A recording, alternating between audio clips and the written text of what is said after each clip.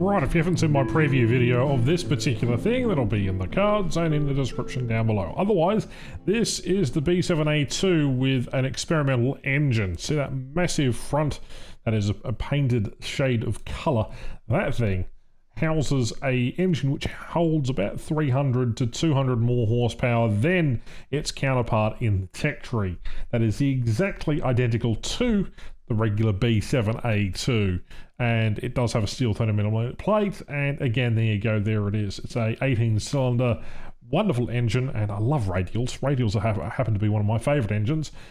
But yeah, same complete loadout as its counterpart, and it is just basically a premium vehicle. So there are the stats on screen right now, which is good.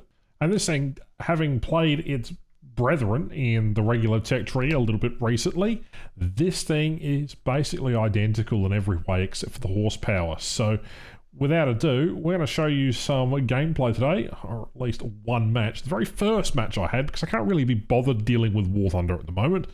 You know, we've got a new event up and things are looking nice on the roadmap and in terms of changes, but again, the sound designer needs to be fired from Gauge Entertainment because I'm not hearing any traces. I'm not seeing any traces. Sounds are all over the place. It just, I don't know. This game does feel a bit antiquated at the moment. I just don't have a lot of motivation. And there are plenty of other content creators who, for some reason, still stick around. And I seem to be, you know, one of those creators that have stuck around with Warthunder for a long time. There is no custom camouflages for this thing unless you progress down the battle pass a little bit further. So you'll have to wait for that. Anyway, sorry for the skewed sort of gameplay. I forgot that I was recording on an ultra wide instead of the regular sort of resolution, which I've tried recording and editing in the ultra wide that I have. The problem is it's only half of 3K, so it's not actually full 4K resolution. Because I've got an Alienware Dell monitor thing, it's an OLED monitor. It's bloody brilliant, and the field of view you get while playing in this is just fantastic. But for the most part, I've talked about that enough.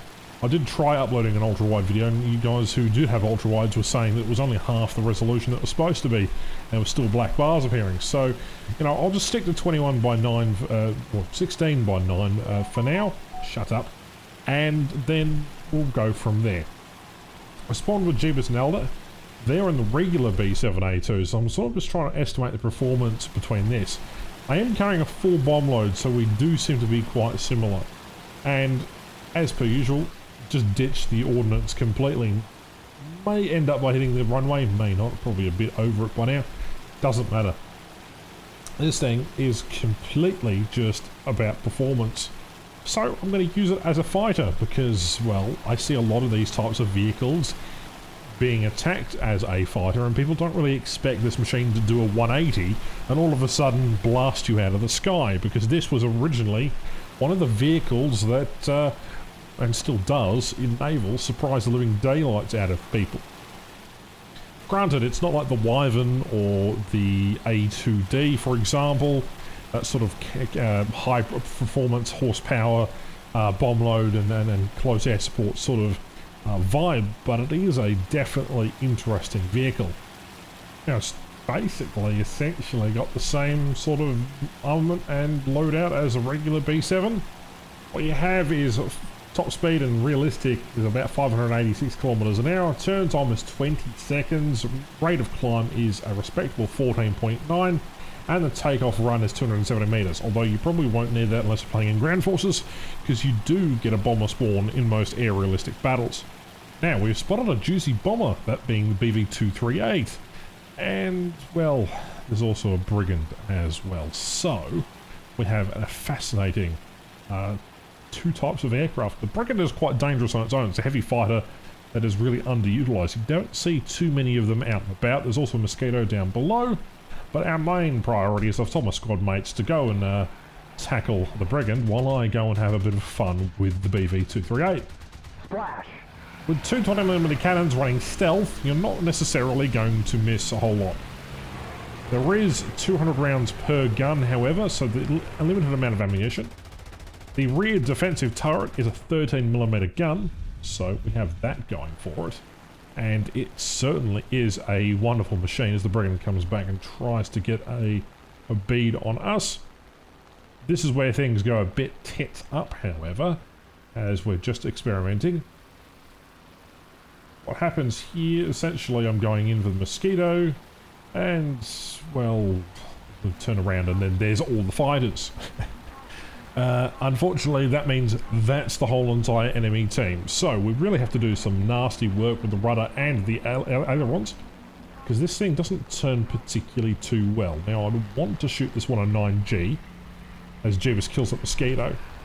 But I'm sort of rolling all over the place, and as you can see, it's a bit unwieldy. So trying to get the guns on target there, we managed to clip his wing. Fantastic. Pull back into the inverse, roll back around again. We've got an I-85, a Yak-9, I don't even know what that is. But there's so many other things that it's just impossible. I'm currently yelling at my friendlies, run away. Unfortunately, Jeebus has got caught on fire, and Elder is nowhere to be seen. I presume that they're all dead at this stage. No, there's Elder. The most important thing for me to do right now is just distance myself while Elder tries and gets regular kills. Try to fly towards the friendlies and basically use those guys as sacrifice. So there we are. You know, not the most ideal situation, but you got to do what you got to do. Anyway, there's a 110 that we'd like to play with now. So we've already got 2 kills. So we're our 3rd. Should have easily killed him there, but there's basically sparked like nobody's business. The rest of the friendlies are actually cleaning up those other allied aircraft and enemy aircraft quite well, so I don't have to worry about that. I have a bit of a skill issue while I'm trying to chase this 110 here. Could have easily gone on the gunners and chased him, but no idea what I was doing here. I was just sort of playing in the moment. As I say, I don't really play a lot of War Thunder these days. I tend to stick around Arma 3 and then play a couple of other games instead. But for the most part, we just try and have a bunch of fun. And usually it's playing random vehicles, and I just so happen to, well, suggest that we play the new Battlepass vehicle, because most of the content creators have it on test drive. Anyway, roll back over, you can sort of see the weight of this thing sort of appearing as we're diving in on their Spitfire. No idea what's happening. The Yak-9's coming back up, and there is a 0. Now, I definitely want to play Tango with a 0, but it's very, very, very maneuverable. So instead, we're going to chase this Yak-9 and pull into a vertical and then roll the aircraft back over. Yak-9 is going very, very slow. I have no idea what's happening, but everything around us is dying. Trying to get a couple of leading shots, we don't necessarily get that.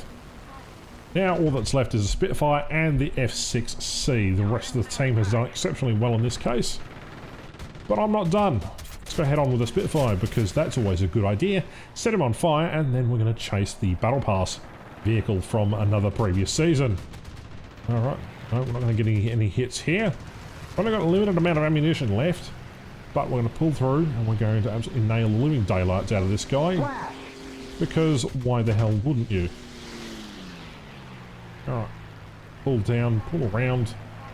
Try and get on the 6 of this guy. It's not necessarily working. We're pulling the flaps because this is what's actually needed here.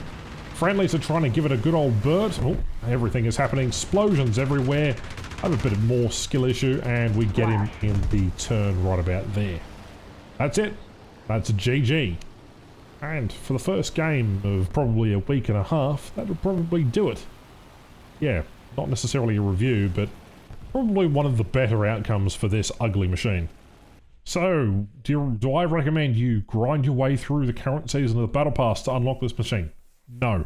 The Tech Tree variant is perfectly fine enough, but the extra 200 or so horsepower that this thing gets is plenty enough. And if you'd like to subscribe, unlike my premium account, then subscribe. We want to get to 100,000 by the end of the year. Otherwise, thank you very much for watching. I'm going to Alt F4 and go play a different game for a little bit.